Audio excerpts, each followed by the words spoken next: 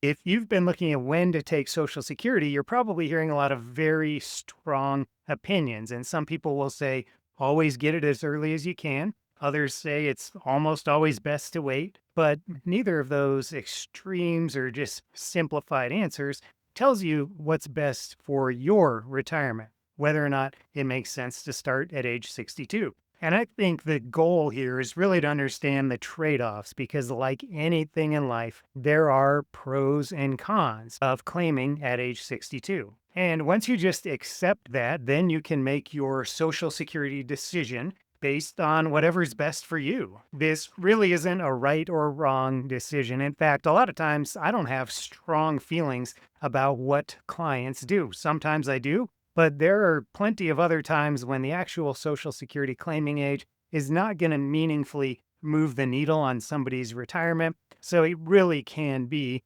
what you are most comfortable with, what you think is best. The main thing is just to make that an informed decision. So here's how I think of the trade offs of claiming at age 62. You are choosing to get income sooner, some cash flow, and you are accepting that you will get a smaller payment for the rest of your life. And you might also be taking some income on your tax return that you might not want yet. And the question just comes down to, is what I'm giving up worth it for what I'm getting, given my overall retirement plan? Let's start with that main thing, which is the cash flow starts coming in sooner, because that's got several very important benefits. One of them is that it can help you retire sooner. So if you didn't otherwise have the ability to afford retirement, unless you turn on Social Security, then that alone might be a reason to claim. You want to look at the bigger picture.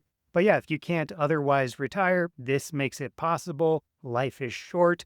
Then that might be a decent reason to get started. Another thing that happens is that you draw more slowly from your investments. So with that income coming in, you don't have to take withdrawals that are quite as big. And that means you're not drawing down those account balances quite as quickly. And especially if markets are not doing well while you're doing this, then that can be beneficial. Those early years really are the most important years. If you've heard of that sequence of returns risk, where you don't want to have big losses while you're taking big withdrawals in those early years of retirement, that's where Social Security could help you avoid if you've got bad markets in those early years. Another thing that might happen is it might give you permission to spend. So if you stop working, you've spent your life building up the assets. Now you're terrified to actually start spending that money. Well, turning on Social Security might make it easier for you mentally, emotionally to actually spend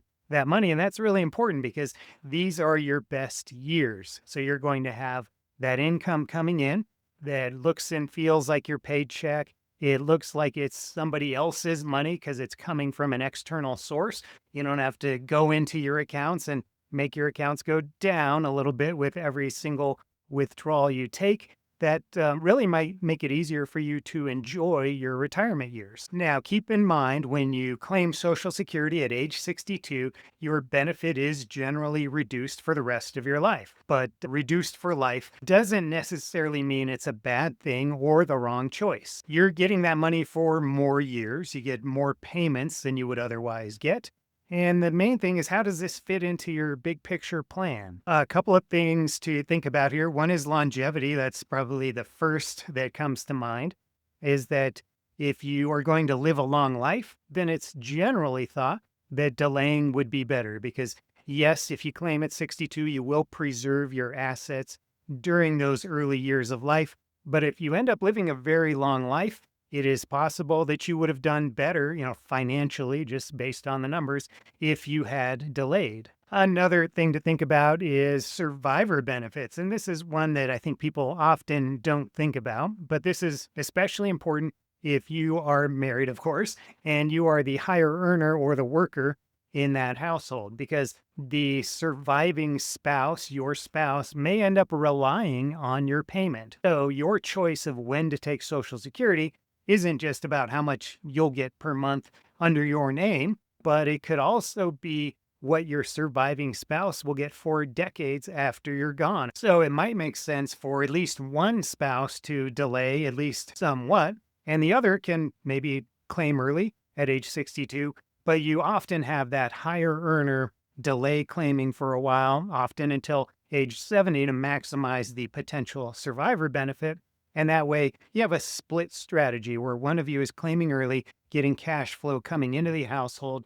The other is delaying and maximizing benefits for that longevity protection and that survivor protection. And remember that survivor benefits are different from spousal benefits. We'll get to spousal benefits a little bit later. Another thing to think about if you're going to take your Social Security at age 62 or any time before full retirement age, that's age 67 for most people, is the potential for the earnings test, because the Social Security Administration might reduce or withhold a portion of your benefit, maybe all of your benefit, if your earnings from work are high enough. The result there can be that the amount of cash flow you're getting each month is less than you expected. So that's an especially unwelcome surprise if the whole reason you're claiming is because you wanted extra cash flow coming in right now. So working and claiming before full retirement age, that combination of working and claiming before full retirement age can potentially have some surprises. The good news is that those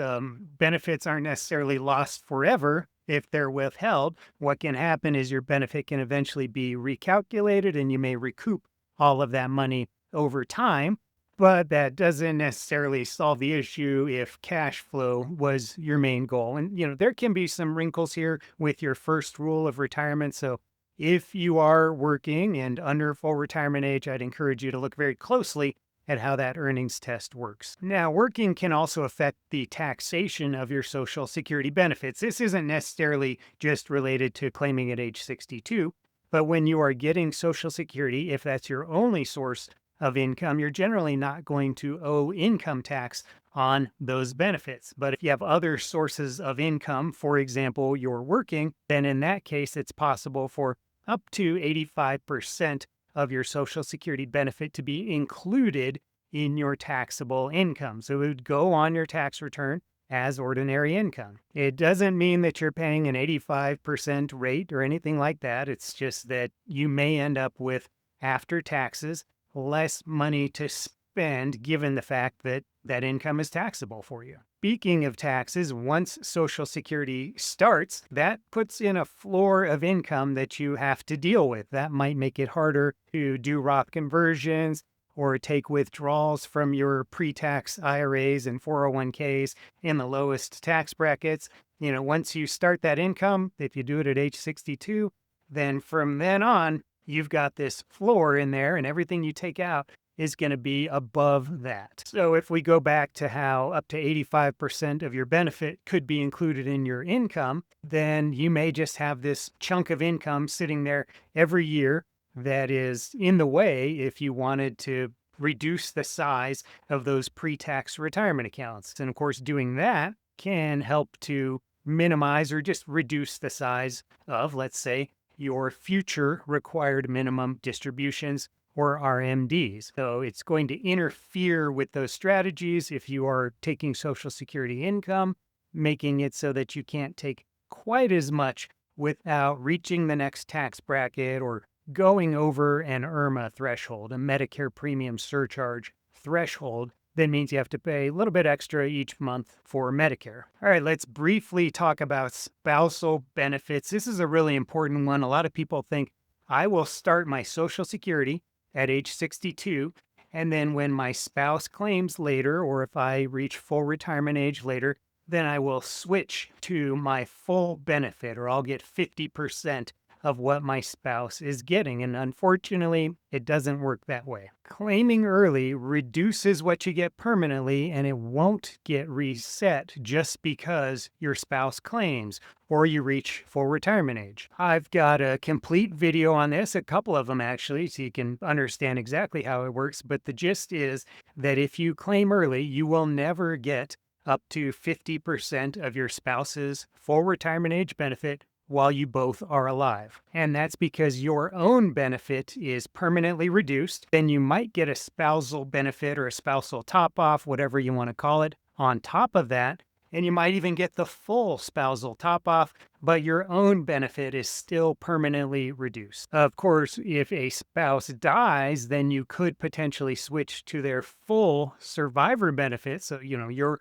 reduced benefit no longer is a factor, but that is a survivor benefit after somebody's death, not a spousal benefit while you're both still alive. All right, what if you claimed at age 62 and you regret it? Well, there may be some options. They're pretty limited, but one of them is withdrawing your benefit, which is something you can do within 12 months of starting the benefit. So you would need to tell the Social Security Administration that you want to withdraw that benefit. Let's make it as if I never took it. You would have to repay everything you've received and anybody else who got benefits on your record. So that could be kind of painful, but it may still be the right way to go if you decide that age 62 was the wrong age. The other option is suspending your benefit, and that's something you can do after you reach full retirement age. So let's say you claimed at age 62, you've got this reduced benefit, and it's been more than 12 months, you can't withdraw your benefit. Well, you would have another opportunity to do something, not exactly the same thing, but at age 67 for most people, full retirement age, you could suspend your benefit, tell them to stop paying you, and for each month that you are no longer taking the benefits, then your benefit increases a little bit each month. You could do that all the way up until age 70, and you won't end up getting exactly what you were going to get if you just delayed until 70, but it could be an increase, and that could, maybe come in handy for a survivor benefit, or if you're trying to do Roth conversions or spend down your pre-tax accounts, this might still be a decent option. So to make the best decision, I think it's smart to look at Social Security from several different angles. What does it mean to you and other people in your household? And the video popping up now should help you do exactly that. Hope this was helpful. If it was, please leave a quick thumbs up, check out my website, maybe send me an email, and I'll see you in the next video.